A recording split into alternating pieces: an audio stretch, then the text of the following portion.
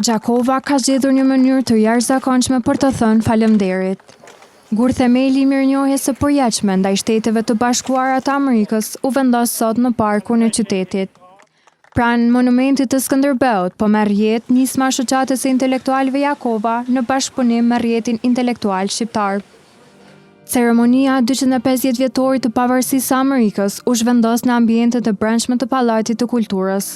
Kjo ceremoni filloi me intonimin e himnit amerikan të Shqipërisë dhe Kosovës, ndërsa fjala hyrëse i takoi aktivistes Mevlyde Saraçi. Ndërhyrja e Shteteve të Bashkuara të Amerikës dhe aleatëve të NATO-s në vitin 1999 mbetet një nga momentet më vendimtare të historisë moderne të Kosovës. Për Gjakovën, e cila përjetoi ndër plagët më të rënda të luftës, ajo ndërhyrje shënoi rrugën drejt lirisë, paqes dhe rindërtimit. E mesazhin kryesor që ka ditë bart edhe profesor Rushdi Sefa.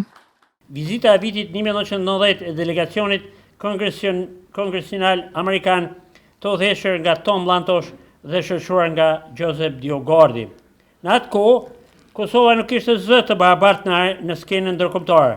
Ishte një pyetje dhe vështirë ku fjala publike ishte kufizuar dhe shpresa shpesh mbohej gjallë më shumë nga vullneti se sa nga realiteti politik. Me një fjalë rasti u paraqit edhe njeriu që jetësoi idenë e obeliskut. Vendosja e gurthemelit e këtij obelisku nuk është vetëm një akt simbolik. Ai është një shenjë e përhershme e mirënjohjes së popullit shqiptar për mikun tonë të madh, Shtetet e Bashkuara të Amerikës, të cilat kanë qenë pranë nesh në momentet më vendimtare të historisë sonë. Më pas fjalën e mori përfaqësuesi i projektit Amerika 250, i cili zgjodhi fjalët më të bukura për Gjakovën.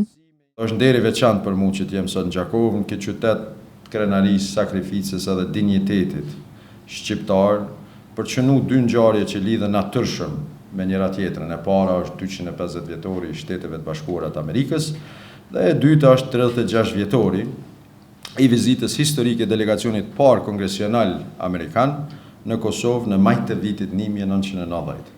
Kjo ceremoni u përmbyll me një kumtesë të vlefshme nga profesori Arben Hoxha.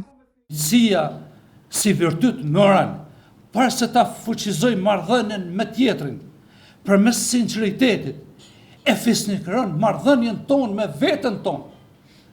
Miqësia me Amerikën është qenia jonë, aleanca është intelekti i kësaj miqësie.